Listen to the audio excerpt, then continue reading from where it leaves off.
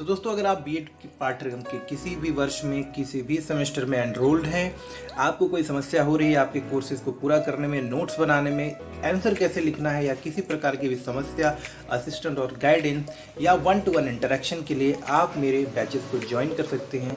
Batches join करने का simple और सरल तरीका है, आप मुझे व्हाट्सएप कर सकते हैं इस नंबर पे with your name and your year. आप किस सेमेस्टर में है इतना बताएं और बस लिखें I want to join premium courses. मैं आपको अपने प्रीमियम बैच में ज्वाइन कर दूंगा।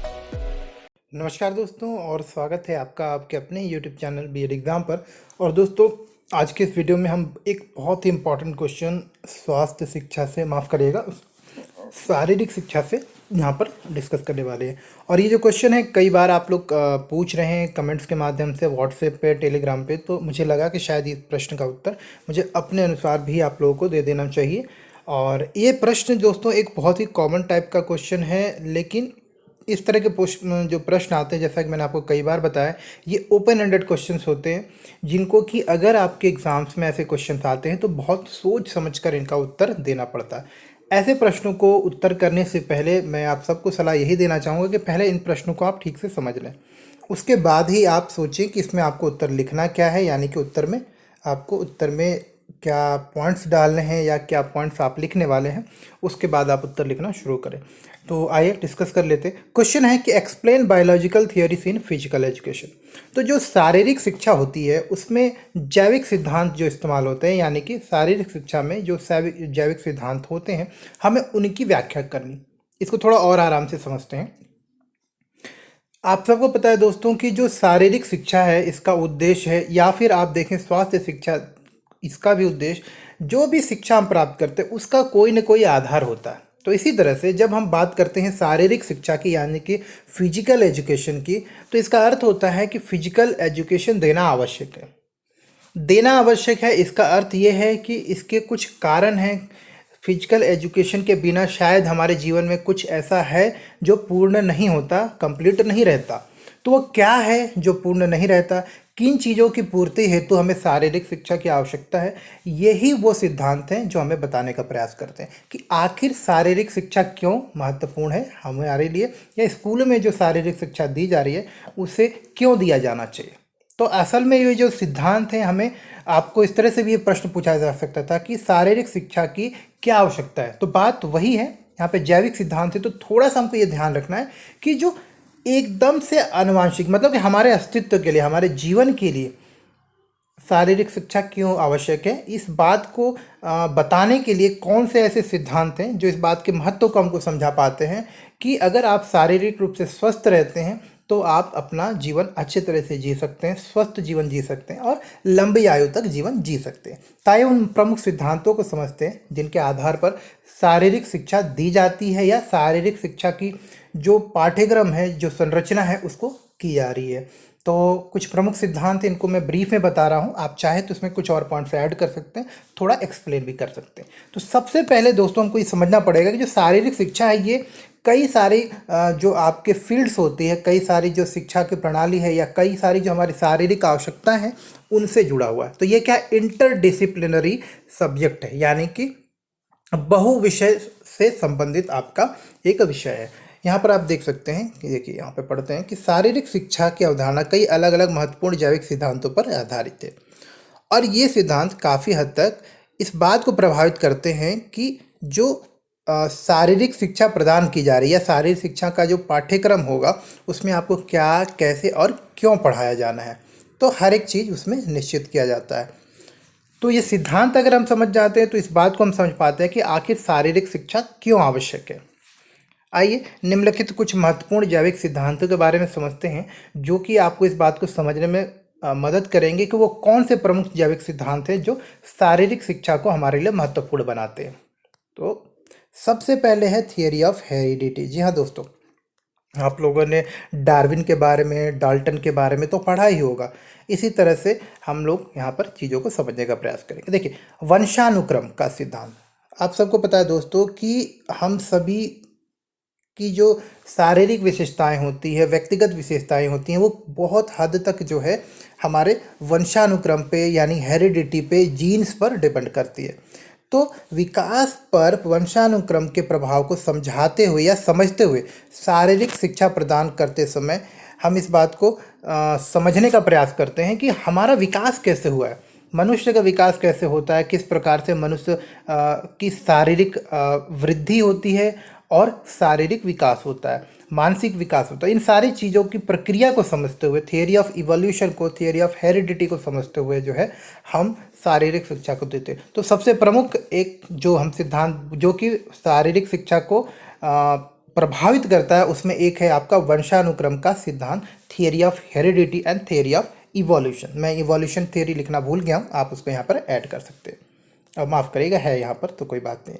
थियरी ऑफ इवोल्यूशन, देखिए आप सबको पता है कि हमारा जो अस्तित्व है यानी मनुष्य का जो विकास हुआ है वो एक सूक्ष्म जीव से, सूक्ष्म प्राणी से, सूक्ष्म वनस्पति से होकर आज हम इस स्तर पर एक संपूर्ण मनुष्य के रूप में हम लोग जीवन जी रहे हैं। तो ये एक दिन में नहीं हुआ, इसको इस पूरी प्रक्रिया में आपको लाखों साल, करोड़ों साल लग गए। तो ये जो प्रक्रिया है, इस प्रक्रिया के दौरान हमारी शारीरिक बनावट, हमारी कोशिकाओं की बनावट, इसमें भी बहुत सारा बदलाव आया। हम लोग जो मनुष्य हैं या वनस्पति है या जीवित प्राणी जो भी है, चाहे वो जानवर हो, पेड़ पौधे हो या हम मनुष्य, हम सभी के शारीरिक संरचना में बहुत सारे बदलाव आए हैं। हमने समय के साथ में जीवन जीने की जो शैली है उसको सीखा है, हमने अपने शरीर को वातावरण के अनुसार बदलना सीखा है। तो इन सारी चीज़ों के महत्व को समझते हुए हम किस तरह से अपने वातावरण के साथ एडजस्ट करते हैं, क्यों वातावरण के साथ एडजस्ट करना आवश्यक है, इन सारी चीज़ों को हम थियरी ऑफ इवोल्यूशन के अंतर्गत पढ़ते हैं, यानी कि विकास के सिद्धांत के अंतर्गत पढ़ते हैं। और ये जो विकास का सिद्धांत है हमें इस बात को समझने में भी मदद करता है कि अगर आपको जीवित रहना, लंबे समय तक जीवित रहना, स्वस्थ रूप से जीवित रहना, अपना जीवन अच्छे से गुजारना है, आपको वातावरण के साथ, समाज के साथ अगर आपको अनुकूलन करना है, समाज के साथ चलना है, वातावरण के साथ आपको सामंजस्य बैठाना है, तो शारीरिक रूप से स्वस्थ रहना जरूरी है। तीसरा है ग्रोथ एंड डेवलपमेंट थ्योरी। जी हाँ दोस्तों, शारीरिक विकास किस तरह से होती है, इसकी संरचना कैसे बदलती है, इस मनुष्य के अंदर क्या शारीरिक विशेषताएं समय के साथ आती, इन सारी चीज़ों को समझना बहुत ज़रूरी है।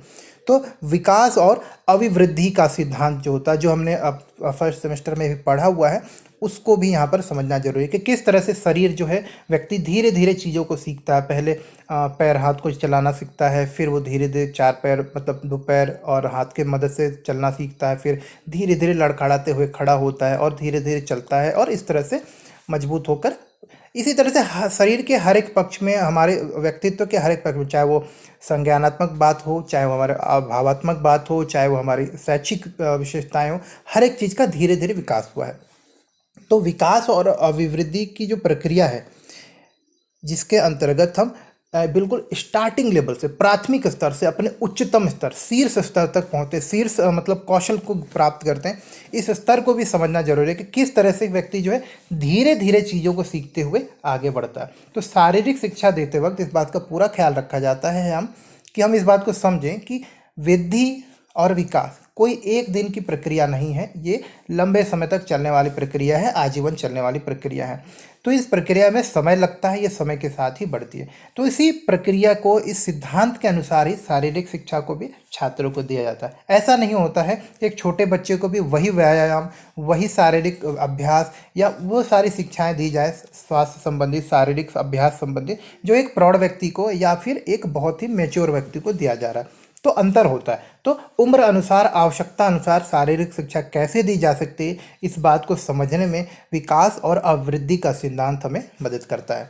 तो देखें यहाँ पर लिखा है कि जीवन के विभिन्न चरणों को पार करते हुए हम एक लर्नर के यानी कि अधिगमकर्ता के स्तर से हम एक कुशल और व्यवहार कुशल व्यक्ति के रूप में कैसे बदलते हैं, इस बात को हमें समझने की आवश्यकता, और ये हमें विकास और अभिवृद्धि का सिद्धांत बताता है। और इन्हीं सिद्धांतों के आधार पर हम जो है आगे जो स्वास्थ्य शिक्षा ले रहे हैं या फिर हम शारीरिक शिक्षा ले रहे हैं, इन सारी चीज़ों में हम अपने आप को ढालते हैं। अगला पॉइंट है लर्निंग फ्रॉम एक्सपीरियंस। जी हाँ दोस्तों, हम सभी कभी ना कभी अपने जीवन में नए नए अनुभव से परिचित करते हैं, चाहे वो अनुभव सही हो, गलत हो, उचित हो, अनुचित हो, हमारे लिए सकारात्मक हो, नकारात्मक हो, हमें दुख पहुंचा रहा हो या खुश पहुंचा रहा हो। अनुभव हर प्रकार के होते हैं, तो हम उन अनुभवों से जरूर कुछ ना कुछ सीखते हैं। तो शारीरिक शिक्षा भी इस आधार पर, इस सिद्धांत पर निर्भर करता है, इस आधार पर ही दी जाती है कि हम जो चीज़ें सीख रहे हैं, हमें अगर एक अच्छा जीवन जीना है तो हमें अपने अनुभवों से सीखना पड़ेगा। अगर हमें अपने अनुभव से सीखने का अवसर मिलता है तो ही हम जाकर जो है अपने जीवन को बेहतर कर सकते हैं। उदाहरण स्वरूप जब हम एक बार बीमार पड़ जाते हैं या जब हमें किसी चीज़ से एक बार चोट लग जाती है तो हम उस चीज़ का अनुभव कर लेते हैं और अगली बार इस चीज़ से बचने का प्रयास करते हैं। उस चीज़ की होने पर हम उसके पर्याप्त रोकथाम से पहले से ही परिचित होते हैं। तो स्वास्थ्य शिक्षा देते वक्त इस बात का भी ख्याल रखा जाता है कि किस प्रकार से आप जो है अपने अनुभव से चीज़ों को सीखते हैं और किस प्रकार से अनुभव हमें जो है बेहतर होने में मदद करता है। किस प्रकार से जैसे जैसे हमारा अनुभव बढ़ता है हम अपने आसपास के साथ सामंजस्य बैठाते हैं, अपनी शारीरिक स्वास्थ्य के प्रति जागरूक होते हैं, शरीर को कैसे स्वस्थ रखा जा सकता है, किस प्रकार से बीमारियों से दूर रहा जा सकता है, कैसे संक्रामक रोगों से दूर रहा जा सकता है, अगर रोग हो जाए तो उनकी क्या रोकथाम है, क्या उपचार है, किस प्रकार की दवाइयाँ लेनी चाहिए। इस तरह की बहुत सारी चीज़ें हमें अनुभव से ही आती हैं। तो शारीरिक शिक्षा जो है अनुभव पे भी आधारित है। ये इम्पॉर्टेंट है, लिखना जरूरी है। कॉग्निटिव डेवलपमेंट, इस बात को समझना जरूरी है दोस्तों कि हमारा जो विकास होता है, हम जो भी चीज़ें सीखते हैं एक संज्ञानात्मक प्रक्रिया, यानी कि जब तक हमें चीज़ों का संज्ञान नहीं होता उसका विकास नहीं होगा। जब तक आप कार के बारे में नहीं जानते आप कार चलाना सीखते नहीं। जब तक आप खेलना नहीं सीखते तो आप गेंद पकड़ नहीं पाते। जब तक आप चलना नहीं सीखते तब तक आप दौड़ नहीं पाते। तो ये सारी प्रक्रिया क्या है, संज्ञान के साथ बढ़ती हैं। तो संज्ञान की प्रक्रिया को भी, संज्ञान के सिद्धांत को भी आपके शारीरिक शिक्षा के जो प्रक्रिया होती है, शारीरिक शिक्षा का जो पाठ्यक्रम होता है उसमें लिखा जा सकता है, उसको शामिल किया जाता है ताकि बच्चों को सीखने में मदद हो। तो हमेशा इस बात का ख्याल रखा जाता है कि बच्चे जो भी चीज़ें सीख रहे हैं, जो भी चीज़ें अध्ययन कर रहे हैं, उसकी एक निश्चित प्रक्रिया होती है, एक निश्चित प्रणाली होती है। संज्ञान जब तक नहीं होगा, उससे अनुभव नहीं होगा, परिचय नहीं होगा, तब तक हम चीज़ों को नहीं सीखेंगे। आप अगर चाहते हैं कि कोई व्यक्ति अपने आप को स्वस्थ रखे, कोई व्यक्ति शारीरिक रूप से स्वस्थ रहे, अच्छा व्यायाम करे, योगाभ्यास करे, उसको अपनी बीमारियों के प्रति सचेतता हो, बीमारियों के प्रति दूर रहने के लिए वो हर एक काम करे, जैसे कि साफ सफाई, अच्छा भोजन, अच्छा पोषण ले, तो इसके लिए पहले उस व्यक्ति को सचेत करना पड़ेगा। उस व्यक्ति को, उस इंसान को हर एक जो भी अधिगम करता है स्वास्थ्य शिक्षा का और शारीरिक शिक्षा, उसे इस बात से परिचय कराना पड़ेगा, संज्ञान कराना पड़ेगा, उसकी कॉग्निशन में लाना पड़ेगा कि आप भैया स्वस्थ कैसे रह सकते हैं। तो इस बात का भी ख्याल रखा जाता है। तो ये सारे सिद्धांत हैं जिनके आधार पर शारीरिक शिक्षा दी जाती है। इसके अलावा relationship between growth and nutrition, आप सबको पता है कि किसी को भी अगर आगे बढ़ना है तो उसे अपने जीवन में अपने शारीरिक विकास के लिए, मानसिक विकास के लिए, पूरे व्यक्तित्व के विकास के लिए जो है अच्छे रूप से शारीरिक रूप से स्वस्थ होना जरूरी है। और अच्छा शारीरिक स्वास्थ्य, अच्छा शारीरिक विकास तभी संभव है जब हम अच्छा पोषण दें। अच्छा पोषण का मतलब अच्छा भोजन करें, भोजन जो हो वो पोषण युक्त हो, संतुलित आहार हो। संतुलित आहार की जानकारी होना हमें ज़रूरी है, तब जाके हम शारीरिक शिक्षा की संपूर्ण ज्ञान को ले सकते हैं। तो शारीरिक शिक्षा के अंतर्गत आपको देखिए पोषण के बारे में बताया जाता है, शारीरिक आवश्यकताओं के बारे में बताया जाता है, किस प्रकार से हम संतुलित आहार के माध्यम से अपने आप को स्वस्थ रह सकते हैं, संतुलित आहार होता क्या है, संतुलित आहार के प्रकार क्या हैं, इस तरह की बहुत सारी चीज़ें जो है समझना जरूरी है। तो शारीरिक विकास किस तरह से पोषण पर, पोषण की कमी से किस प्रकार की शारीरिक बीमारियां होती हैं, किस तरह से हमें रोगों का सामना करना पड़ता है, इस तरह की बहुत सारी चीज़ें जो हमारे खान पान से संबंधित हैं, हमारे खान पान में उपलब्ध पोषण से संबंधित है, इन सिद्धांतों को भी समझना बहुत ज़रूरी है। तो वृद्धि, विकास और पोषण का जो आपस में सिद्धांत है, इस सिद्धांत के आधार पर भी स्वास्थ्य शिक्षा और शारीरिक शिक्षा दी जाती है। अगला इंपॉर्टेंट पॉइंट है, यहाँ पर देखेंगे stages of development from infancy. देखिए शरीर का विकास, अभिवृद्धि और विकास दोनों ही जो प्रक्रियाएं होती हैं वो एक समान नहीं रहती हमेशा। जब आप देखेंगे एक भ्रूण से लेकर, यानी कि बिल्कुल एक, आप बोल सकते हैं कि जब बच्चा पैदा नहीं है, माता के गर्भ में है, तब से लेकर जब तक हम वृद्ध हो जाते हैं, मृत्यु को प्राप्त नहीं हो जाते, हर एक स्थिति में हमारी शारीरिक स्थिति अलग अलग रहती है। हम एक विकास की प्रक्रिया से गुजरते हैं। तो प्रमुख स्टेजेस को, जैसे कि शैशव अवस्था यानी कि इन्फेंसी, बाल्यावस्था यानी कि चाइल्डहुड, टीनेज यानी कि किशोरावस्था, एडल्टहुड यानी कि वयस्क अवस्था और पोस्ट एडल्टहुड यानी कि प्रौढ़ावस्था। इन सारे स्टेजेस को समझना जरूरी। इन सारे स्टेजेस में, इन सारे स्तर पे शरीर की किस तरह से विकास होता है, शरीर में किस तरह से बदलाव आते हैं, किस तरह से हार्मोनल बदलाव आते हैं, किस तरह से हमें शारीरिक रूप से हमारे शरीर की आवश्यकताएं बदलती हैं, किस तरह से शारीरिक बदलाव होता है, अंगों का विकास होता है, खान पान में किस तरह के हमें बदलाव करने चाहिए, इन सारी चीज़ों को समझना जरूरी है। तो जब हम स्टेजेस ऑफ डेवलपमेंट को ध्यान में रखते हैं और हम उसके अनुसार ही अपने शारीरिक शिक्षा का पाठ्यक्रम विकसित करते हैं, तो कहीं ना कहीं ये दोनों आपसी तालमेल के कारण जो सही बच्चे को या अधिगमकर्ता को जो स्वास्थ्य शिक्षा या शारीरिक शिक्षा ले रहा है उसको सही लाभ मिल पाता है। वो समझ पाता है कि अगर मेरी उम्र अभी, मैं टीनेज में हूँ, तो मुझे किस प्रकार का व्यायाम करना चाहिए, मुझे किस प्रकार का अभ्यास करना चाहिए, मुझे किस तरह का भोजन करना चाहिए। मैं प्रौढ़ावस्था में हूँ तो किस प्रकार के व्यायाम, मुझे आहार से बचना चाहिए, किस प्रकार का व्यायाम मेरे लिए उपयुक्त होगा, कब डॉक्टरी जांच करानी चाहिए। तो ये हर एक चीज़ जो है आपको आपस में जुड़े हुए हैं। तो स्टेजेस ऑफ डेवलपमेंट को भी समझना बहुत ज़रूरी है। इसके बाद थियरी ऑफ सोशलाइजेशन। देखिए दोस्तों, ये जो आपकी शारीरिक शिक्षा है ये एक तरह से एक सामाजिक शिक्षा भी है। तो इसीलिए हम इसको बोल सकते हैं कि थियरी ऑफ सोशलाइजेशन पे भी डिपेंड करता है, आपका जुड़ा हुआ है आपका शारीरिक शिक्षा। कैसे? देखिए, शारीरिक शिक्षा की प्रतिक्रिया में हम लोग क्या करते हैं, हम लोग शारीरिक शिक्षा की प्रक्रिया में एक साथ चीज़ों को सीखते हैं। तो शारीरिक शिक्षा की प्रक्रिया हमको अनुशासन, शारीरिक शिक्षा की प्रक्रिया हमको किस प्रकार से एक दूसरे के साथ मिलकर एक समूह में, एक टीम में काम कैसे किया जा सकता है, एक दूसरे के साथ मतभेद होने के बाद भी किस तरह से एक दूसरे का सम्मान करते हुए समूह में कार्य करते हुए आगे बढ़ना है, किस तरह से हमें एक सामाजिक जिम्मेदारी का निर्वाह करना है। अगर आपको एक अच्छा स्वास्थ्य चाहिए, एक अच्छी शारीरिक बनावट चाहिए, एक आप लंबा जीवन जीना चाहते हैं, तो आपको सामाजिक रूप से अपने आसपास को, अपने वातावरण को साफ रखना पड़ेगा। और यह एक सामाजिक प्रक्रिया, सामाजिक प्रक्रिया को आप सामाजिकरण की प्रक्रिया के माध्यम से ही सीख सकते हैं। तो इस प्रक्रिया में थियरी ऑफ सोशलाइजेशन यानी कि सामाजिकरण का सिद्धांत आपको मदद करता है।